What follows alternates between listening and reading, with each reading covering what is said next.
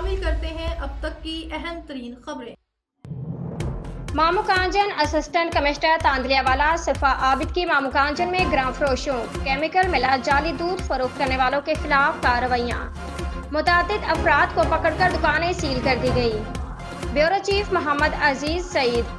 تفصیلات کے مطابق اسسٹنٹ کمشنر تاندلیا والا نے فوڈ اتھارٹی کے ہمراہ ماموکانجن میں گرام فروشی کرنے اور شاپر بیگ استعمال کرنے پر کریانہ سٹورز اور کم وزن روٹی ناقص صفائی پر ہوٹل مالکان کو بھاری جرمانے کر دیے گئے۔ کئی من جعلی دودھ تیار کرنے والے کیمیکل بھی برآمد کر لیے۔ کیمیکل فروخت کرنے والے دکاندار عبدالرزاق کو موقع پر گرفتار کر لیا، جو عرصے دراز سے جعلی دودھ بنانے والے کیمیکل فروخت کر کے لوگوں کی قیمتی جانوں سے کھیل رہا تھا۔ فوڈ اتھارٹی کی جانب سے دیگر دودھ دہی کی دکانوں سے بھی سیمپل حاصل کیے۔ علاقہ مکینوں کی شکایت پر بنگلہ چوک آبادی میں واقع مردار جانوروں کی انتڑیوں سے آئل بنانے والی فیکٹری کو بھی سیل کر دیا گیا، جس سے ہر طرف بدبو ہی پھیلی رہتی تھی۔ اس موقع پر chief officer municipal committee Tariq Javed Kamboh, municipal officer Mian Nadeem اور سیکیورٹی اداروں کے ملازمین بھی موجود تھے۔